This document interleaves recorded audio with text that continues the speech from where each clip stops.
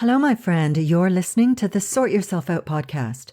This week, we're discussing how to fully be yourself in all your glory. I'm your host, Janine Hunt, natural health therapist for over 30 years, hypnotherapist, lifelong student, and spiritual seeker. I like to seek out the most effective practices and techniques that provide the greatest bang for my buck and the fastest route to freedom from whatever is holding us back. I can't wait to share with you these powerful techniques so that you too can sort yourself out, know deeper meaning in your life, and best of all, a sense of inner peace. So let's get started. Well, hello there, and thank you so much for joining me today. We've got a good one today that I know concerns many, many people. And it's also a bit of a weird one, though, as logically you would think that there would be nothing easier than being ourselves and feeling good about ourselves. We've developed a personality. It's who we are, and yet so many of us are in denial. And I think this is especially so for people who are interested in personal development and spiritual growth, because we're always trying to improve ourselves and improve our lives. And so inherent in that is the notion that we're not happy with where we're at, that the status quo is inadequate and that we want more. So that's what we're looking at today, with a special emphasis on how to want and intend expansion, but not feel dissatisfied with where we are. Remember, this kind of stuff is the meat and potatoes of life, or in my case, the potatoes and potatoes of life.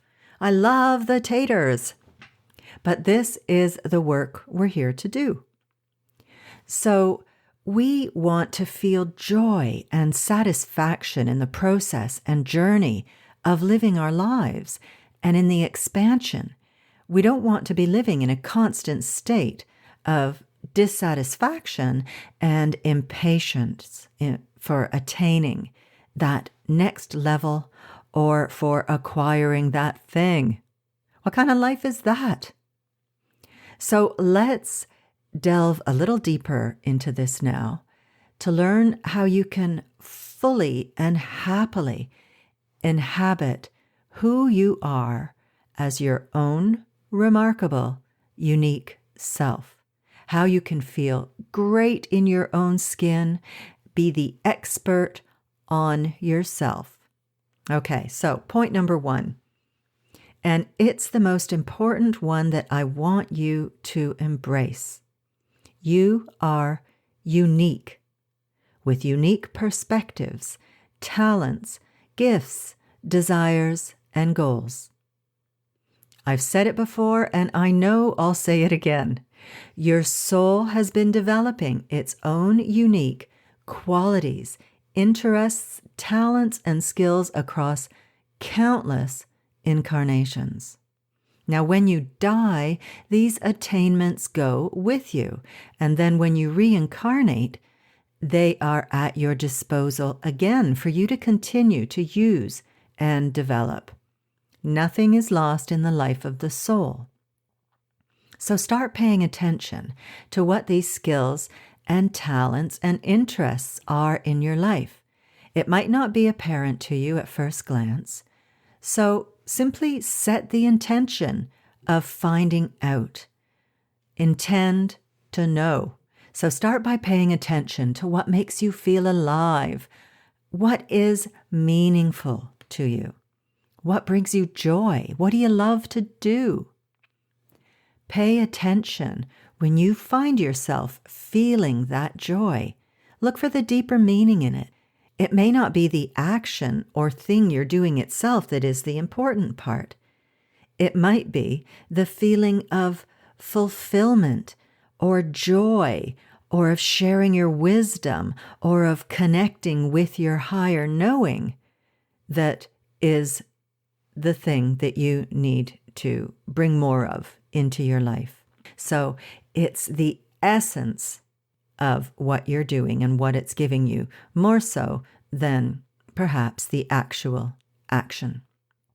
Next, we need to express ourselves and not mimic others. As we've been saying, we've got our own unique talents and skills we've been developing across countless lifetimes.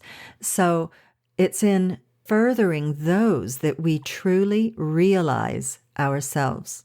So don't compare yourself with other people. You have your path, they have theirs.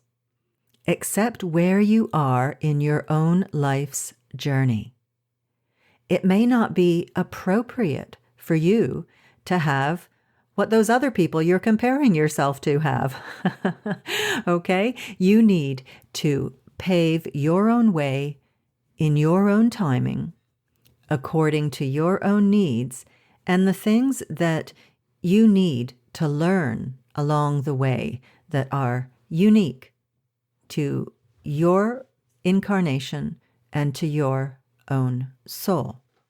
Now, I wasn't fully clear on my own path until well into midlife. So you may need to have a little patience and to look around for the strings that you need to pull together from your life in order to understand where you're going with things. In my case, I really needed to sort myself out before I could get to the path I'm on today. I was doing the right things. I was educating myself and constantly learning and fulfilling things that they all tied together into one cohesive whole. But it wasn't until years later, when a larger integration and healing had taken place within me, that I was really able to see the bigger picture of where it was all leading and how all of the pieces fit together. So you may need to have some patience and wait for some things to unfold, or to take some training or to learn some new things. But you want to allow yourself to unfold naturally without putting too much pressure on yourself.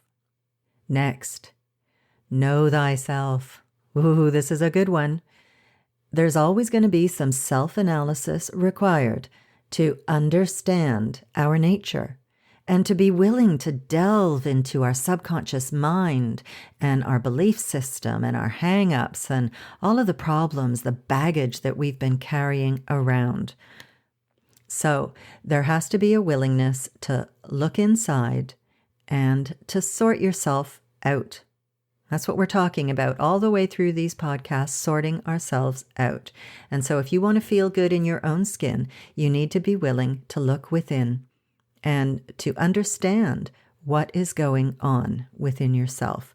Because without that, you won't know what you need to do in order to change and to feel better about yourself. Okay, this next one is one of my favorite things of all time. And this is about allowing yourself the freedom to think for yourself. Be a free thinker. Be a nonconformist. You don't need to adhere to the status quo and to everything that has always existed beforehand.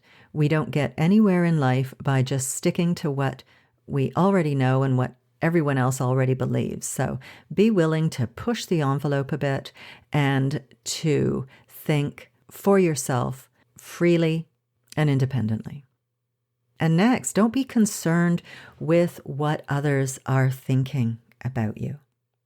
You need to break away from other people's expectations about you and your life and how you live your own life. You want to be living for yourself according to your own values and desires and goals. And on some level, we do need to be fulfilling our responsibilities. We've got families and people to look after and such, and that is good. However, do not let that swamp you, because that is the kind of stuff that if you get swamped in under that, you find it very difficult to feel good about yourself, because you are submerging yourself and losing yourself for everyone else's benefit. And quite often, it's a pretty thankless task as well. So don't let yourself be ruled by other people's thoughts about you. Have confidence in yourself and live according to your own values. Okay, next. I like this one because it's something that we so rarely ever do, okay? So really try to bring this one into your life on a daily basis. And this is to appreciate your growth. Appreciate all of those little wins and milestones, give yourself a pat on the back. Remember, what you give your attention to grows. So acknowledge these things, whether they're little things or big things. What you focus on grows, so focus on the goodies. Acknowledge all these little things and allow yourself to really feel good about them. That is so important, and it's something we so rarely allow ourselves to do. We're almost always bringing to the fore all of our problems and the things that are wrong with us. Well, I want you to trash that and focus on the good stuff, all of the wonderful things, big and small, that are going on in your life, whether it's in your personal life or your career, or just because you managed to clean out that cupboard. Allow yourself to feel good about it. Okay, on that happy note, I'm going to wrap this up for today. But first, I want to equip you with a really important tool to help you feel great in your own skin and to create your ideal life and to help you focus on the goodies. And that is visualization. You may have heard me say this before. Energy follows thought. It's the thoughts that you energize repeatedly with lots of emotion and feeling that create your reality. So I want to encourage you to spend a few minutes morning and night, and maybe noon, actively visualizing what you want to manifest in various areas of your life. For example, in your relationships, your career, your home life, your health. And I have created a free guide. It's called Visualization Essentials Guide that teaches you how to visualize successfully so that you can consciously take charge of your life and harness the creative forces of the universe. Really put that energy into work following the thoughts that you want to manifest and the things that you want to manifest in your life. So I will put a link to that in the show notes, or you can get it at theinspirationcloud.com/SYO33. And those are the numbers 33. And if you're interested in learning more deeply about all of the fascinating topics and practices that take you further on your spiritual path and amplify your well-being and your positive impact in the world, all the things that we discuss on the Sort Yourself Out podcast, why don't you sign up to the waitlist for my upcoming Inner Circle membership? Go on over to theinspirationcloud.com/membership to get on the wait list, and I'll keep you in the loop. Okay, my friend, that is all for today. I thank you so much for spending your time with me. It's very nice that you've chosen to do that, and I really do appreciate it. So take care, get visualizing, and I'll see you next week. Bye-bye. Thanks so much for listening to the podcast. I really hope you found it helpful and full of uplifting ideas that you can put into practice in your life. And if you have, chances are your friends and family will too. So please share it with them on social media. You'll be helping them to sort themselves out, because I bet you think they need it, right? But seriously, you'll also be doing me a huge favor, and I will be eternally grateful for your generosity. It would also be lovely if you would leave me a review on iTunes, preferably a nice one, please. And don't forget to subscribe to the podcast while you're there. If you have any questions or would like me to address a certain topic, I'd love to hear from you.